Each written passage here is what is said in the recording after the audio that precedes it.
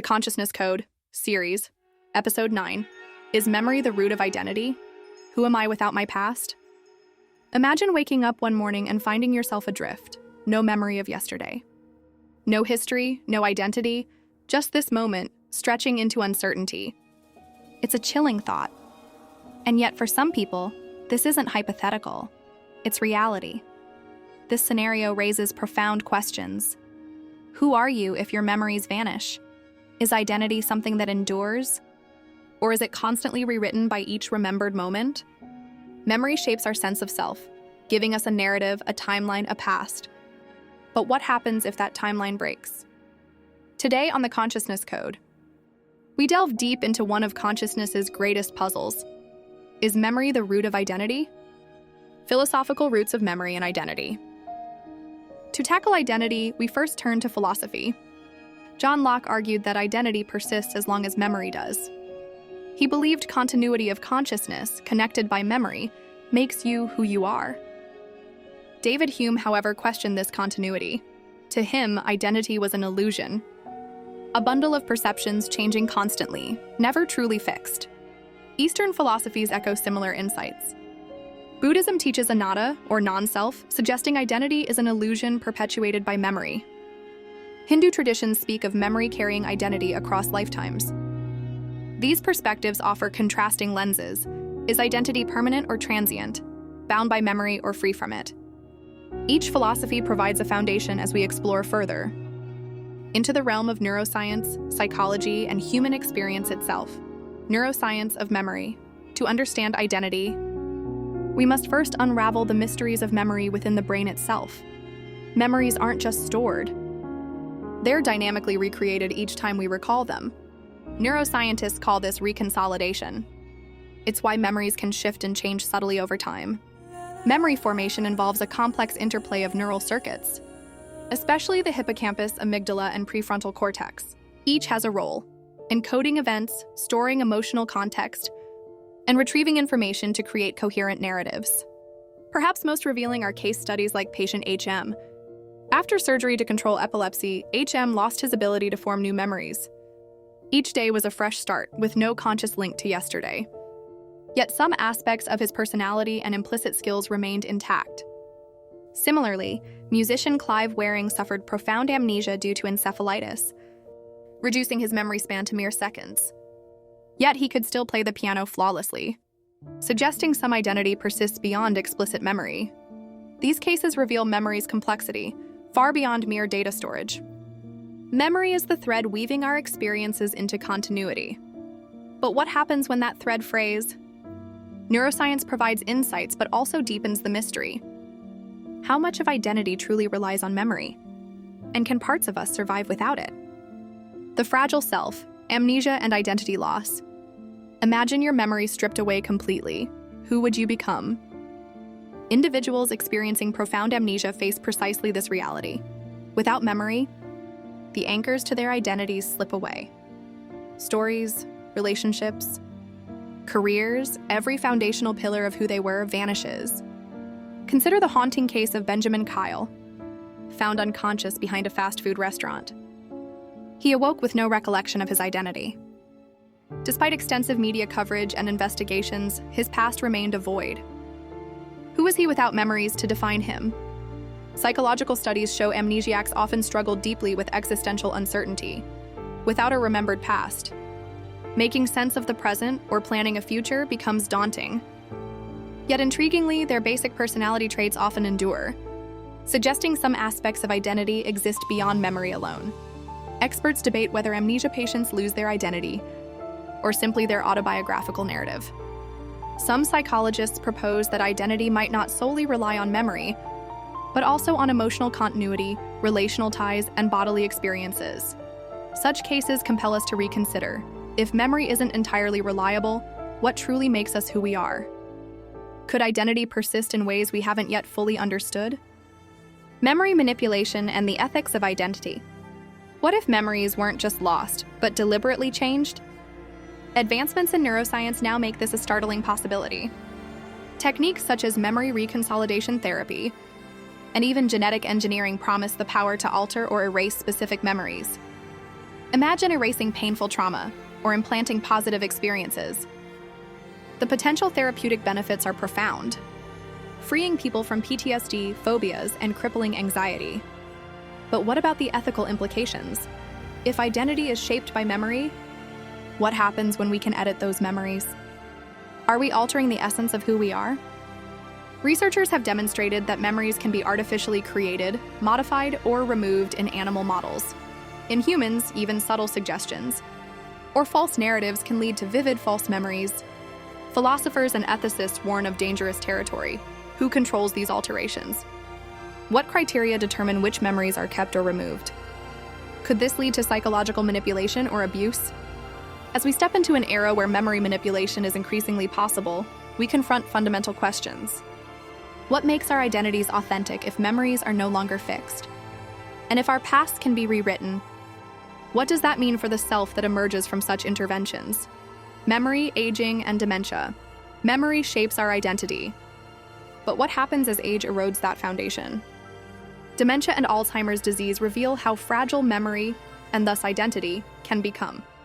Over time, memories fade, identities blur, and individuals gradually lose pieces of their life story.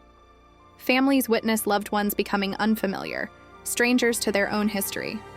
Yet beneath the confusion, emotional bonds often remain strong, suggesting identity might be preserved in deeper emotional connections rather than explicit memory.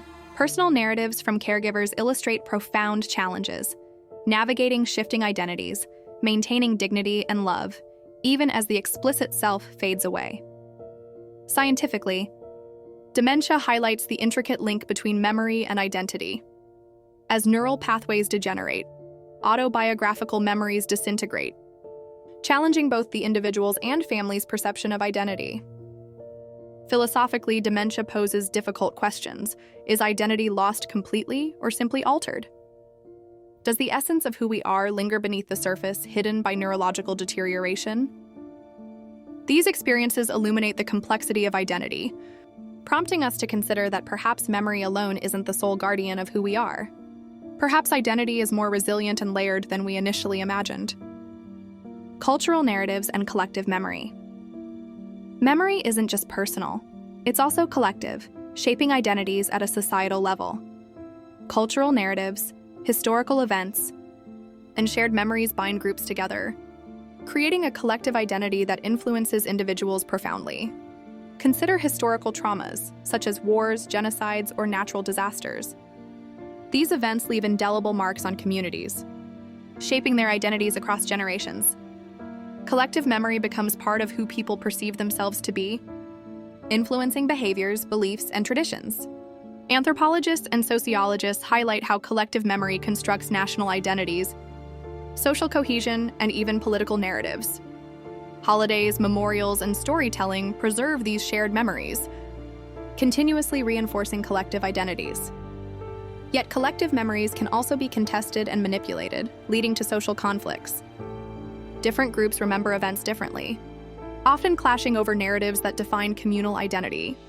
This dynamic shows memory's power not just to unify but also to divide. It underscores identity's complexity, revealing it as not merely individual, but intricately woven into social and cultural fabrics. How we remember together, and what we choose to remember, significantly shapes who we collectively and individually become. Identity beyond memory, alternative views. If memory isn't the sole foundation of identity, what else could define who we are? Alternative perspectives propose intriguing possibilities. Philosophers and psychologists suggest identity might also rely on bodily continuity, narrative coherence, or social relationships. Bodily continuity theory emphasizes physical existence as central to identity. As long as your body persists, you remain fundamentally the same person. Even if your memories vanish or alter dramatically, narrative identity theory argues that we construct ourselves through stories. It's not just memories that matter, but how we interpret and narrate these experiences into coherent identities. Our self-story becomes our essence, fluidly evolving as we reinterpret past events. Social identity theory focuses on relationships and social roles. We derive identity from belonging to groups, family, community, culture, profession, each providing context and meaning independent of individual memories. Each perspective challenges memory's monopoly on identity. They suggest our identities are multifaceted, relying on physical presence, narrative coherence, and social belonging. Perhaps memory contributes significantly, but maybe identity, in its fullness, is far richer and more resilient than memory alone can explain. Spiritual and mystical perspectives. From a spiritual and mystical viewpoint, memory and identity take on entirely new dimensions. Buddhism teaches anatta, the doctrine of non-self, asserting that the self is an illusion, created by temporary mental and physical processes, including memory. Memories aren't identity. They're transient mental formations, constantly arising and passing away. Hinduism introduces the concept of reincarnation, where memory plays a crucial role in the continuity of identity across lifetimes.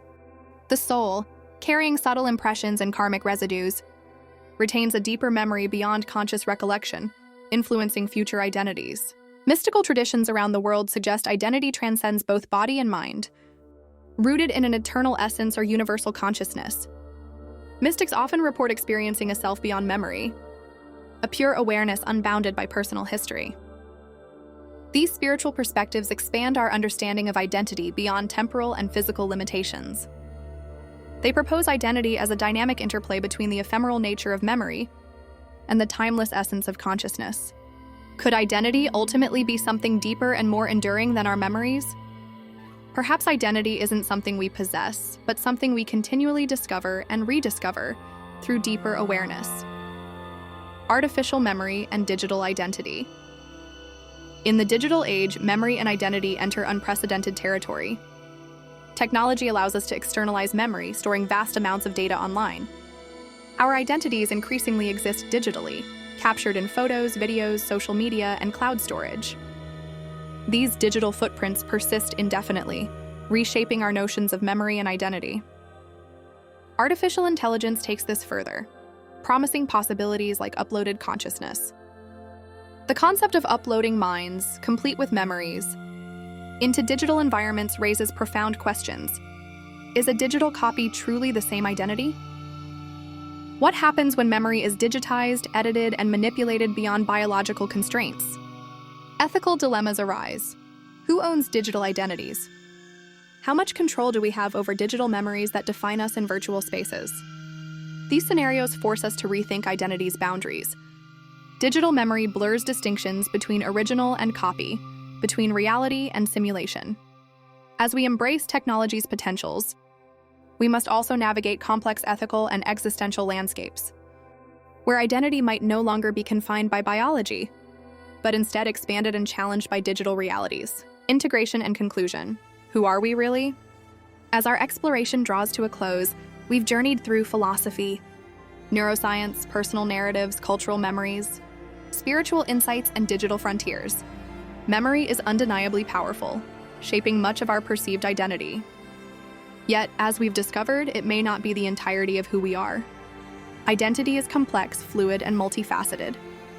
It involves not just remembered pasts, but embodied presence, social connections, narrative coherence, and perhaps even transcendent aspects of consciousness. The question, is memory the root of identity, doesn't yield a simple answer. Perhaps identity emerges not from one source but from many, intertwined, ever-evolving, and dynamically interacting. Ultimately, the exploration of memory and identity invites ongoing inquiry. It challenges us to live more consciously, aware of the layers of meaning that compose our identities. And perhaps through understanding the role memory plays in who we are, we might live more fully, more compassionately, and more authentically. Next time on The Consciousness Code, we explore, is consciousness the universe experiencing itself? Until then, stay curious, stay conscious. If this stirred something inside you, subscribe, like, and share this with a fellow seeker.